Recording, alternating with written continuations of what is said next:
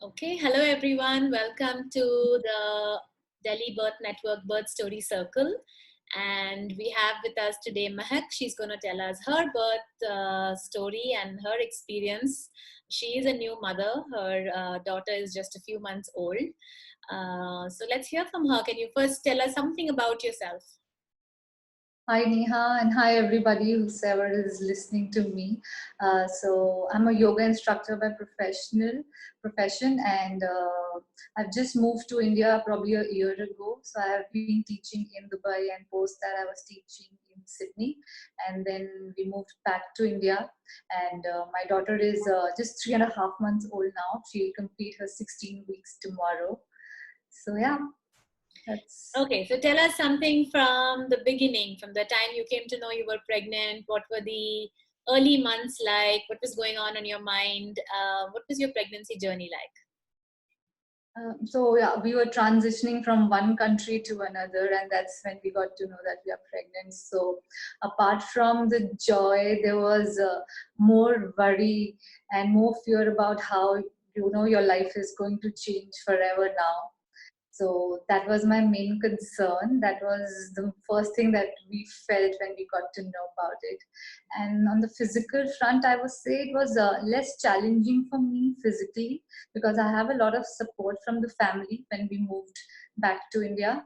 And I was fortunate enough that I had so much help around me, and my partner was very supportive, and I was very active way before pregnancy, so it was easier for me. Apart from usual morning sickness and fatigue and probably weight gain and aches and pains later in pregnancy, I was very active. I used to go for walks. I used to do mild workouts and do lots of prenatal yoga.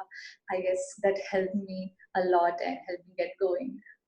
I'm sure all your yoga helped you. So tell us, how did you sort of plan your birth? How did you choose a care Mhm. provider? What are the things that, how did you seek information? Are there books that you read? How did you search for a childbirth class? What is the preparation that you did? So when we moved back, my mother had a friend who is a gynecologist, and we planned to go to her. And we also wanted a care provider who's very close by, and we don't have to rush in case we need the doctor on an emergency basis. And we were lucky enough to find her quite close to our house. So that was my number one agenda, to look for a care provider. And next, I had a few things which were very important for me during how I prepare for pregnancy and childbirth. Number one was to nourish my body, so eating well and taking a lot of rest, and I was fortunate enough that I got a lot of rest. So this is the number one thing. And next thing I would be say, uh, get moving, so and physical exercise and movement is so important for the pregnant mother and the baby as well.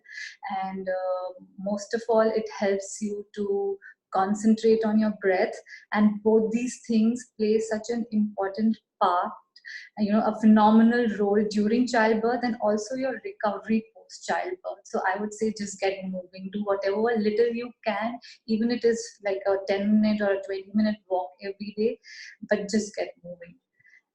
And next, I would say read a lot.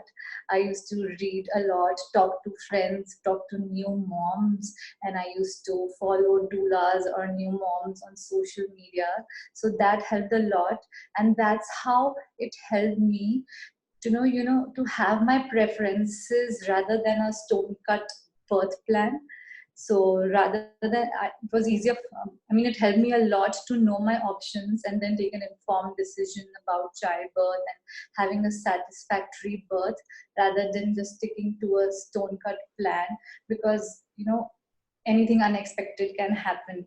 And if you have a hardcore plan, then you always get disappointed. So rather than having, so I had a vision and not a plan. So probably that's helped me to stay calm. And last, I used to keep calm by listening to a lot of chanting. I've been doing that way before, so I would not say that the moment I learned about my pregnancy, I started chanting. It has always helped me. I used to listen to it while for a walk, in the shower, while working out. They were my go-to songs, you can say. There is a lot of information out there, and sometimes it is so overwhelming. So why keep reading? Once you start reading about, oh, what should a pregnant woman do, do's and don'ts, and then there are a lot of sponsored posts or related posts that show up on your social media platforms. So that's what happened to me, and a lot of people in my peer group were new mothers or just got pregnant. Somehow I started seeing more of those people around, or those posts. So a lot of people in the yoga fraternity, I had 2, 3 friends in the yoga fraternity who were new moms, or had just, got the news of their pregnancy, and then they would share that they are reading this book. So the first book I read was, how even you suggested, Ina May's Guide to Childbirth. That was my first book, and that's where I got most of my information about childbirth. That's where my all the fears vanished, and all the stigma around childbirth. So that's the number one book that I would recommend everyone to read. Both the parents, in fact, if anyone else in the family could read it, that would be really, really helpful. And next, I would say I read Gina Ford's Contended Baby's First Year. So that helps you to know a lot about what to expect post birth, how your baby is going to behave, how babies have different personalities, their growth spurts, their leaps. So that helped a lot. Thank you. And about childbirth classes, the same. I was when I read Ina May's book, and there was something called midwifery and natural childbirth and water birth. That's how I started looking around. I started googling my options, and that's how I found Birth Sense. And then I wrote to Neha, and then she responded, and we fixed appointments and we attended her class. So that was an eye opener and a lot of learning. Thank you. So tell us, how did the birth ultimately happen? How did things unfold? Different from your plan? If so, what was it like for you? And so for me, we had a premature birth at 36 weeks. So everything was so rushed. So I would say there was very less time to think. And I had a very short labor, fortunately. But indeed, it was the most painful and most powerful thing that I've ever experienced. And yeah, and when I went to the hospital, I was somehow still calm. I don't know what helped me. My reading helped, my yoga helped, or how being informed also helps, I guess. I was calm. Even my doctor mentioned, like, you're the most calm person sitting on this chair, being, moved to the labor room. You say that you had a premature birth, but I'm not sure, because your baby came when the baby had to, and your labor started naturally. It was at 36 weeks, but Yeah. it happened when it had to, and your baby came out healthy, and she was able to transition pretty smoothly. So what do you feel about that? Yes, I did. I guess it's up to babies when they decide when they want to come. So yes, we were fortunate enough that she was healthy and there were no complications during the birth.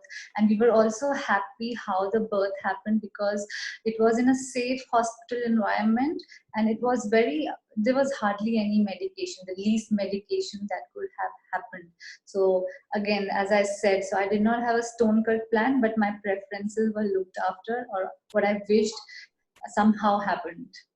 What do you think would be your one or two highlights which you remember very clearly about the time when you were in labor and the time when your baby was born?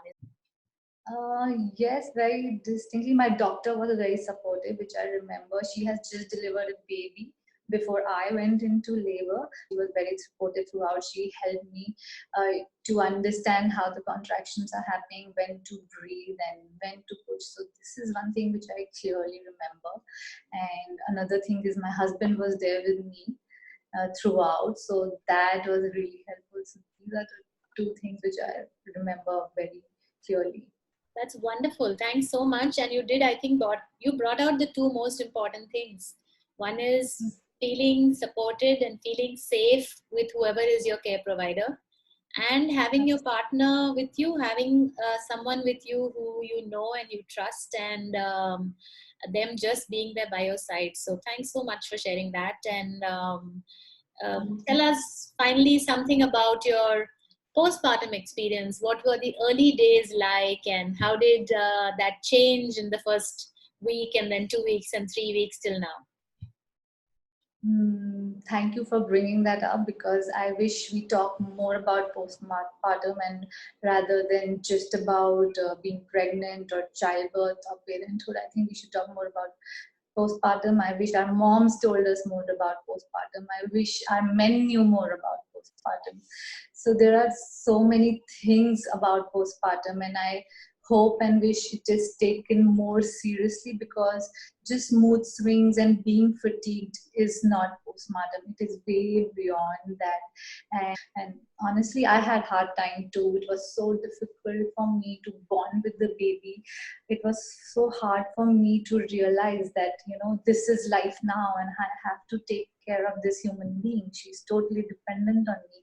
It was very, very hard. And I used to cry a lot. I used to cry in the bathroom. I used to cry when I was alone. I used to talk to my mom and I used to cry.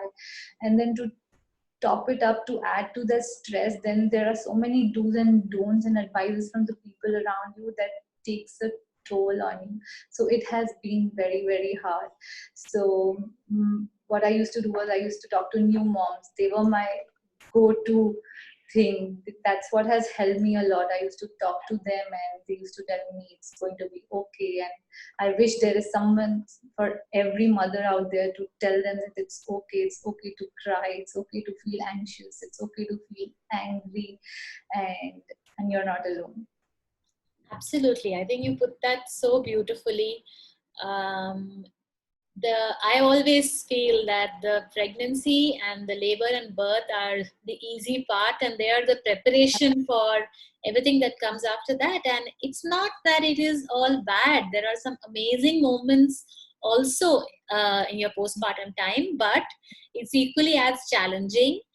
And you need to have that support. And from what I remember, I think your husband played an amazing He's role there there, as well.